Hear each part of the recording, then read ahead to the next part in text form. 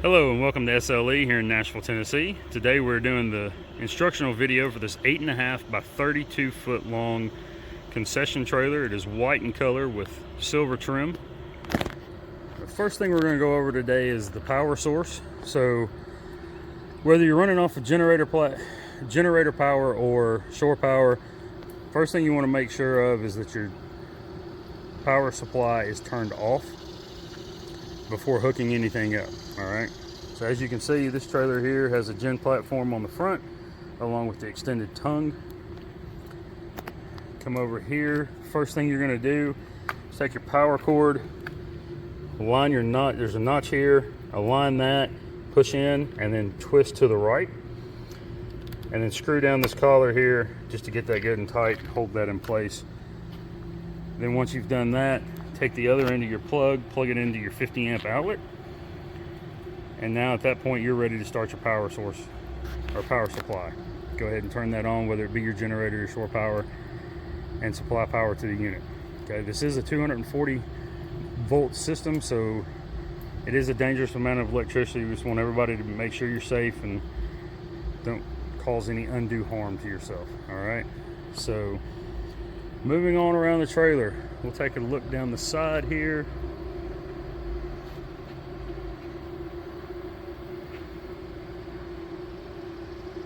Alright, first thing we're going to talk about now is the water access panel. So this is where you'll fill your freshwater supply tank or connect to your pressurized system. So if you're filling the freshwater supply tanks, this one does have two 30-gallon tanks on it for a total of 60 gallons. Simply remove that cap, insert a hose here, fill the tanks. When you're done, just remove your hose and replace your cap. All right, if you're running off pressure for the pressurized system, this takes a typical garden hose fitting, and you can see here it does have a screen filter on it.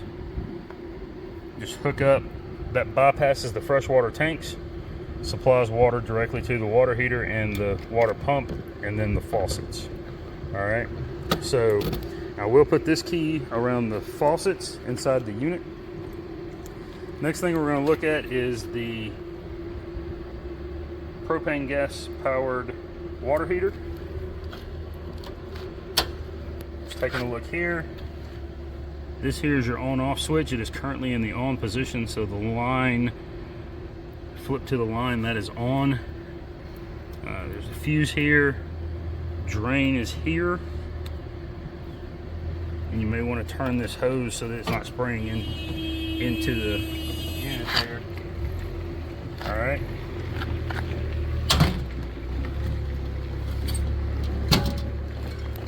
All right.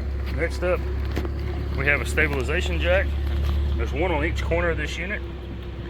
The stabilization jack is simply just that. It's for stabilizing the unit. So any leveling of the unit, that'll be done utilizing the jack on the tongue of the trailer and boards, blocks, whatever underneath the tires to get it stable. But once you've got it, or once you've got it leveled off, then at that point there's a speed crank handle inside the unit. I'll show you that when we go inside. You'll use that to connect to the jack there and lower the jack down to help stabilize the unit. Just keep it from rocking side to side. Putting weight on this, trying to lift the trailer with it, will damage the jack and potentially damage the trailer unit itself. So use those 4 jacks only for stabilizing, please. Moving on down, here we have the waste tank drain. So this unit does come equipped with a 50-gallon waste tank on it. You can see here, this lid here, if you screw that off, you can place a water hose there, or you can take this cap off and hook up a 3-inch hose. You can pick one of those up at any RV supply center. Once you've connected your hose, you're simply going to pull this valve out, or the handle here out, to open that valve. Let the contents drain. Once they've drained, push that handle back in to close the valve, remove your hose, and replace your cap there. Okay, pretty simple functions on it. Moving on around, Here we have the three 5,200-pound axles. Quick note on these. In behind this cap here, where it says Taskmaster, there's a zerk fitting or grease fitting there. You'll need to remove this little cap here once every 10,000 miles or 1 year, whichever comes first. And take your grease gun, connect to that grease fitting, and just properly lube the bearings and hubs there, just to keep those in proper working order so that your unit maintains a good working condition. All right, and you have one of those on each tire, each wheel. So 6 wheels on this one, so you'll have 6 grease fittings to connect to and grease up. All right, next up here is the rear driver's side stabilization jack. Coming on around to the back of the unit here.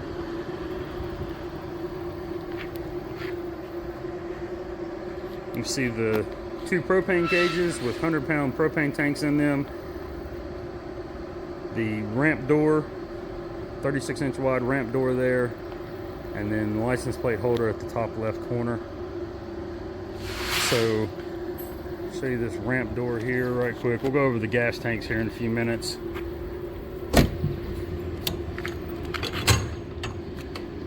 Just grab your handle, pull that out. All right. A little more difficult to do with one hand, but there's the ramp door, and then this flips over as well, so that you have a more easy transition or smoother transition there onto the ramp. All right, moving on around the trailer.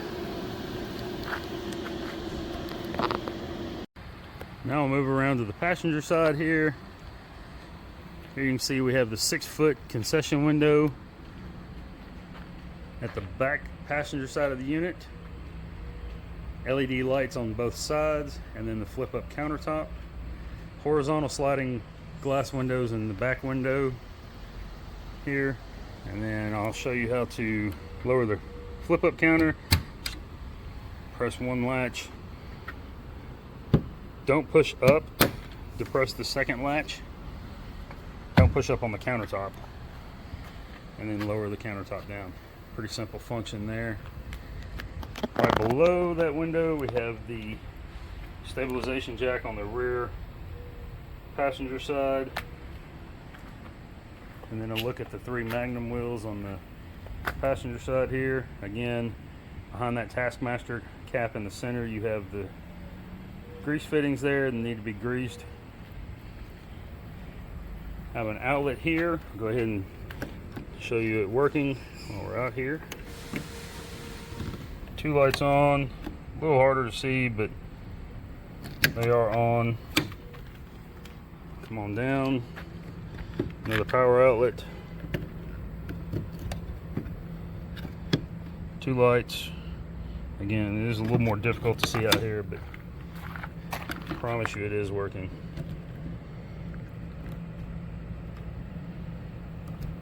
There we go. All right. Then here we have the 10-foot awning over the front concession window.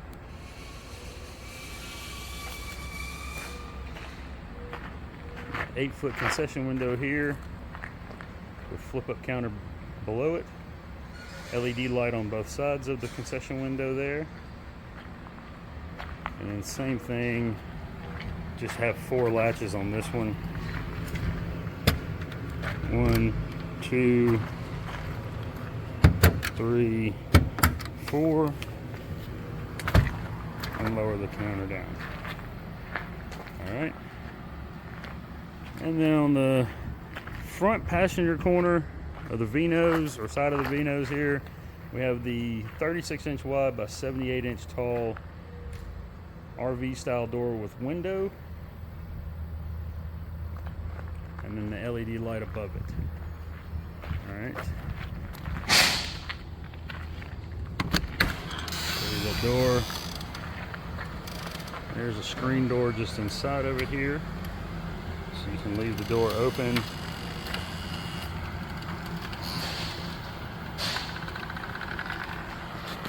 And it's closed off with just a screen there. All right, so let's talk about the gas system on this. So with the gas, first thing we're going to do before we turn off the gas, or before we turn on the gas, sorry, is we're going to make sure that both of our concession windows are open. As you can see here, they both are open. And then we're going to go inside the unit and we're going to turn on our exhaust fan, exhaust hood. So here's the exhaust hood. You can see both lights are off in the hood. So you come over here to your light switch for the hood, turn that on. You see the lights come on when you turn it on, and you'll hear the fan come on. All right. So just want to make sure that we have the concession windows open and the exhaust hood turned on before we turn on any gas to the trailer. Now we're good to go there. Come out here and come around to our tanks. So these two tanks, again, they're 100-pound propane tanks. Upon delivery of the unit, these tanks are empty. So you will need to have those filled by a licensed certified dealer. And a 100-pound propane tank takes about approximately 23 gallons of propane. All right, so just make sure that whoever does that is certified to fill them. If they overfilled them, they could potentially damage the valve on the tank or damage your regulators. Okay. So first step we're going to do, for our purposes, since these tanks are empty, we are running off of our supplied tank here. First thing you're going to do, come to your valve here, and you're going to open that all the way up. Open. All right, just open that valve all the way. When you can't turn it anymore, it's fully open. You're going to kind of listen to see if you hear any hissing coming from the vent, and smell, see if you hear, or if you can smell any excessive gas coming from the vent area here. If you do, that tells you probably have a bad regulator, and at that point you'll need to shut this back off, okay? But you turn this on, this checks out. Next step, come to your valve here. The valve is not in line with the gas line, so that tells you the valve is closed. Flip this handle up, now your valve is open. All right, you're ready to go. You'll hear an initial whoosh of gas go through here. Beyond that, you should not hear gas continuously flowing through this. If you do, shut this back off, go inside your unit, make sure that all your appliances are turned off. Now, skip that step. There's no appliances in the unit right now, so but once you've opened your concession windows and turned on your exhaust hood, you want to check and make sure that all your knobs on your appliances are in the off position before coming down here and turning on the gas. Now, it is possible that you bump one, whatever, so if you hear a continuous flow of gas running through this gas line here, when you open this valve up, shut this back off, go back inside, check all your knobs again, make sure that everything is off. All right, you've got gas flowing somewhere, and it could just be that your pilot lights are turned up too high. So you just want to make sure that your pilot lights are set correctly and that your knobs are in the off position when you start this. If all of that is correct, and you open this back up and you still hear gas flowing through this line, you have a leak somewhere. You need to shut this back off, turn your tank back off, contact your local gas company, have them come out and service the unit. Okay? One concern with these units is these gas lines run down and underneath the unit here. Because of that, there is the potential for road debris to kick up. Rocks, wood, chunks of rubber, whatever you see on the roadway could kick up off the road, hit that gas line, and potentially damage it. So if you hear that continuous flow, just know you need to shut it back off. If everything inside the unit checks out, you know your pilot lights are set properly, you know all your knobs are in off position, contact your local gas company, have them come out and service the unit, okay? This is the most dangerous aspect of this trailer, and the gas is not something to play around with. We don't want anybody injured from being careless, okay? So just keep those in mind. As you can see here, this gas valve is on or open. It's in line with the gas line there. Everything's checked out. So at that point, now you're ready to enter the unit and go ahead and light your pilot lights, okay? The entire time that you have gas turned on outside the unit, you need to have the exhaust hood turned on and operating.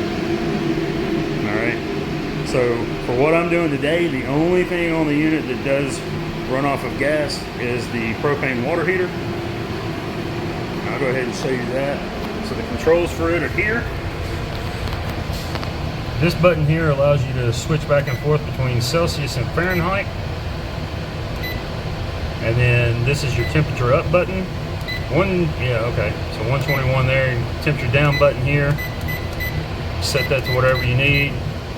Most coach departments require 120, so we just go ahead and set it there, and then this is your on-off button here on that.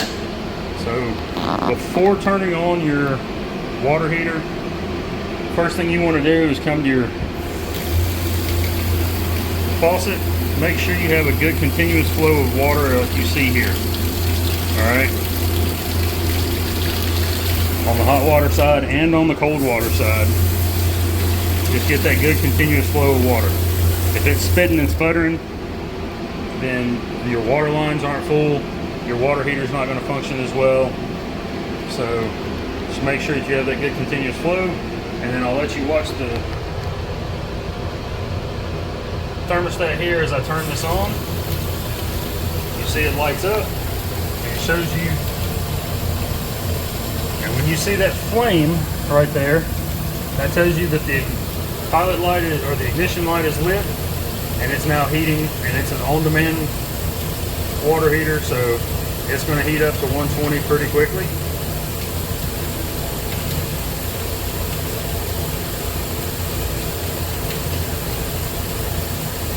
There we go. We've now reached 120. Come over here. That's pretty hot. So there's the water heater.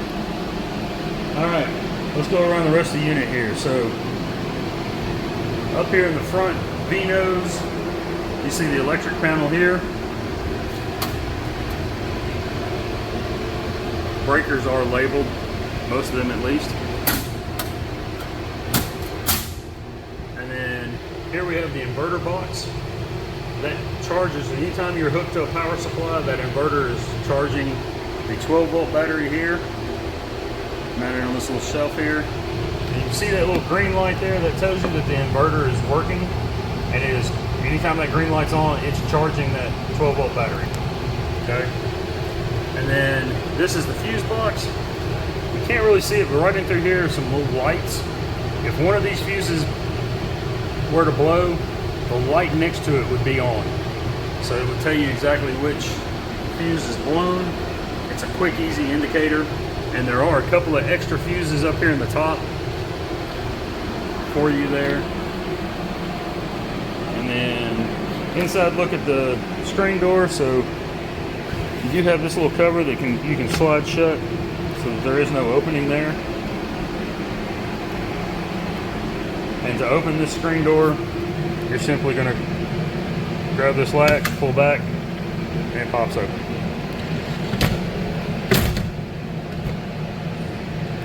Alright. And then here we have the hand wash station. See it? Here's your key to the water access panel. And light switches for all the LED lights, both inside and outside the unit. Well, there's 4 here, there's 2 at the back door. And then this here is your extend and retract for your awning. So I'll go ahead and show you that right quick. Push that button and you see the awning retracting there.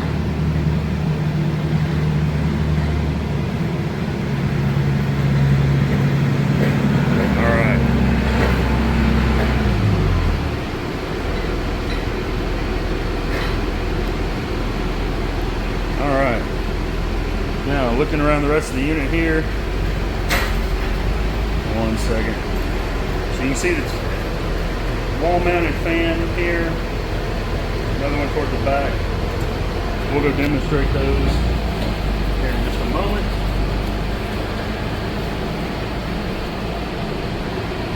Oh, I guess I could show you this here. Sorry. 3-bay sink over here. 4 cabinet doors below it.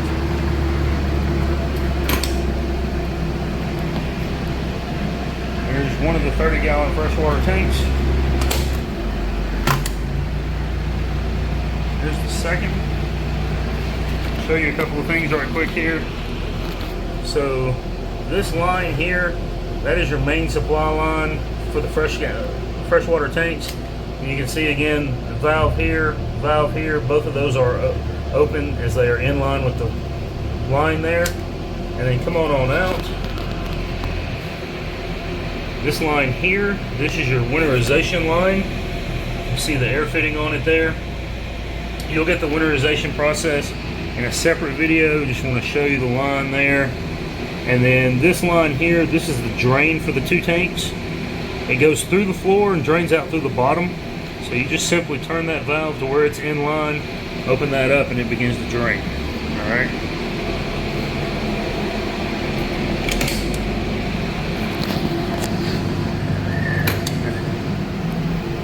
Just more plumbing behind this door.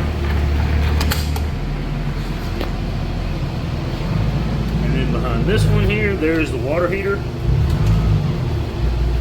Gas valve for the water heater is there. You can see it's open as it's in line. And then the water lines supplying the water heater there. Anytime you're going to be running water in your faucets, you're going to need to make sure your water pump is on. And that's on this switch here. It's at the far right of the counter. Up the V-nose section there. So just turn it on if you're running water. You can turn it off if you're not. Alright. Have the shelf above the sinks here. And then here's the global industrial fan. Go ahead and plug that in, show you it's working.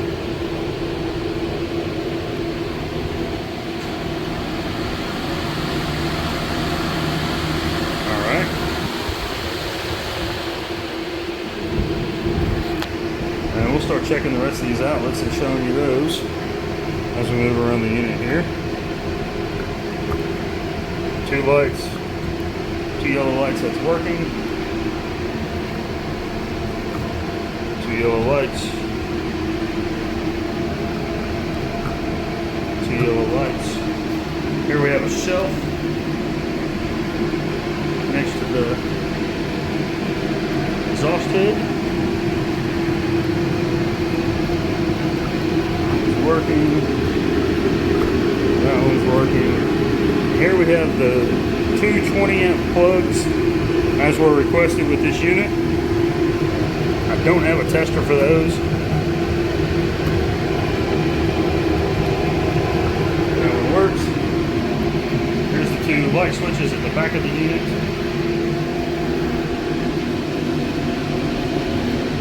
And then look from the inside, the rear concession window. Show you this plug works. And then we'll plug in this fan here.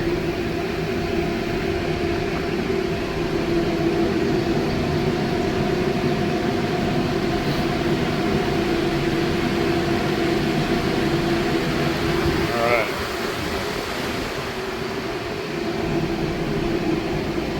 And then here, this is the speed crank for the stabilization jacks. And then here's the power cord for the unit. And a couple more outlets here.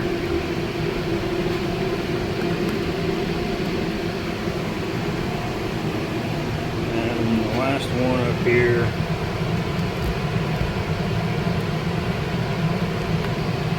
Two lights, it's working. All right. So let's talk about the exhaust hood and the fire suppression system. I guess first up, this is the tank for the fire suppression system mounted on the wall here. See it running down. And then fire suppression nozzles. Here is the control head for the fire suppression system. So if you needed to discharge this manually, you would do so by simply grabbing this pin, much like a fire extinguisher. Give a good firm pull on it, thus breaking the tag. Flip this handle up to the left, and this will move from set to fired. At that point, you're probably going to want to exit the unit. If that fire suppression system goes off, you don't really want to be inside the unit when that happens, okay? We have the gas valve down here on the floor.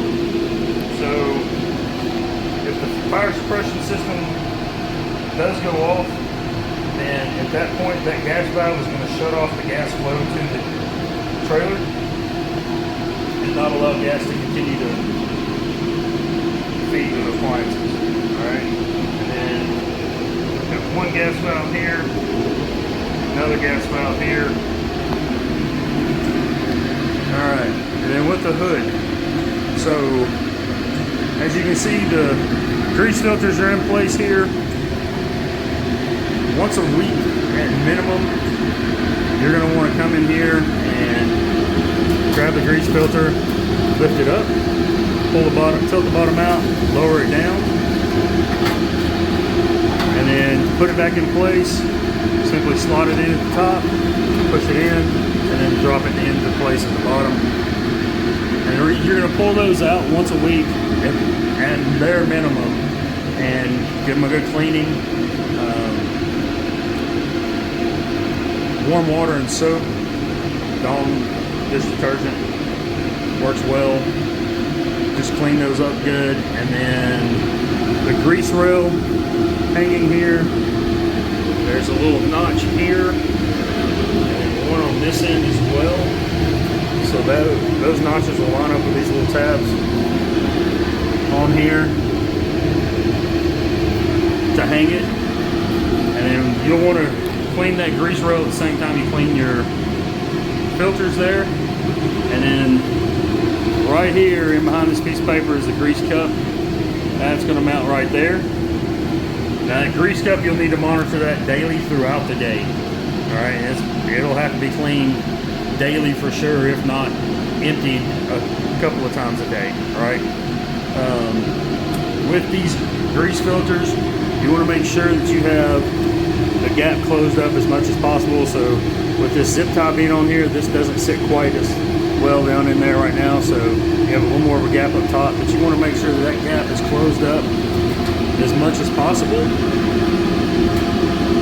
to prevent any possibility of debris getting in behind there and hitting that fan, and to cut down on the grease buildup and cut down on the potential of a grease fire inside the hood there. Alright, so I want to give you those tips. Now for the rest of the unit here, it has 1, 2, 3, and then at the very front down here, 4 LED lights mounted on the inside, and then it has a manual roof vent here and a manual roof vent here. So to open and close these vents, you're simply going to reach up here, turn this knob either way to open or close it. We're supposed to get some rain, so I'm going to close that back. Alright, and then you also have up here at the front the air conditioner. This is a 15,000 BTU heat and air unit. So this rear knob, that's your temperature knob, so cool and hot, anywhere in between. And then this front knob is your off, low heat, high heat, low fan, low cool, high cool selector knob. And then this little switch and that switch, all they are, they shut off the, or open up the airflow to the end that it's on. So if you were to flip this switch out, no air would flow out the front. And then if you flip that one out, no air would flow out the back. So you can have air blowing out the back only, or the front only, or both sides. That's completely up to you. All right. And then the unit does come equipped with a rubber coin flooring all throughout. As you can see there. It is an 8-foot tall ceiling with aluminum mill walls. And last but not least, the 2 extinguishers up here in the front of the Vinos. This one is an ABC fire extinguisher, and then this one is a Class K. Actually, I think I have those swapped. The Class K is required in every commercial kitchen, so we provide the Class K and the ABC as part of the fire suppression package with the unit. All right, that is everything. So let's go over shutdown procedures. So first thing you're going to do for shutting down, at the end of the day, hopefully you've made a lot of money with your trailer that day, slung a lot of food. We're going to go through and we're going to turn all of the knobs on our gas appliances off. All right. Once we've ensured that all of the knobs are turned off, if you have fryers, those are manual pilot lights. You'll need to manually turn the pilot lights off on the fryers. A lot of the other cooking equipment has free flow pilots, so those will burn out once the gas is turned off to the unit. But you just want to make sure that all the knobs are in the off position, and then come outside, go to our tank here, turn this valve, swap this valve, and I'll do it on this one here. Move that valve to the off position so it's not in line, and then come to your tank and turn that valve, close that valve off there. All right.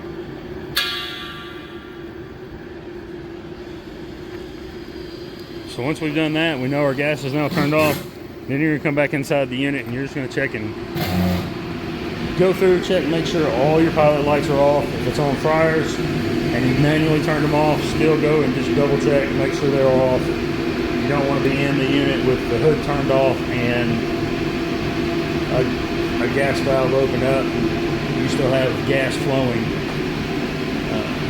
Could present a very dangerous situation for you. So we're just going to come back in, double check that all of our gas or all of our knobs are turned off. If any free flowing pilot lights, make sure that those are extinguished and gone out. And again, double check the manual pilot lights and turn those off. At that point, once we have verified that all of our gas is turned off to the unit, now you can come turn off your hood. All right. Again, the lights go out on the hood when the hood is turned off. They come on when it's turned on. So now all of our gas is turned off. Here's the one thing with this unit, with this being an on-demand gas water heater, you will have to have the gas to the unit turned on to operate hot water. So you'll need to, if you're still cleaning up using hot water, you'll need to leave that exhaust hood on while you're cleaning up because you have the gas operating. All right. I do have it turned off, the gas to the unit turned off, so we're good there. All right. We've gone over the water heater. We've gone over the gas. So up here at the front, next to the entry door here, we have this sticker here, and this goes over some general safety guidelines and procedures, general maintenance, startup procedures, shutdown procedures, and things to check before transit with the unit. So again, it's going to talk about the gas and cleaning, the grease filters and the grease cup, things of that nature, the burners, that kind of stuff. Startup procedures is going to talk a lot about propane gas. Shutdown procedures, same thing, and then the water pump. Make sure that your water pump switch is turned off. You can see there it is off. And then before transit, check your lug nuts, make sure they're good and tight. Make sure the tire pressure in all your tires is correct. Make sure that you have any hoses or your power cord, all that kind of stuff is detached and stowed away, and all your doors are shut, concession windows are shut down, locked. Locking them would be a good idea just to make sure that they don't pop open, things of that sort. So if you ever have any questions, not certain about something, you can always go back and rewatch this video, or you can look at that sticker there at the front entry, or contact us here at SLE. We'd be glad to help you with any questions you may have. All right, so that's going to conclude today's instructional video. We thank you very much for choosing SLE and for your business. Hope you have a great day.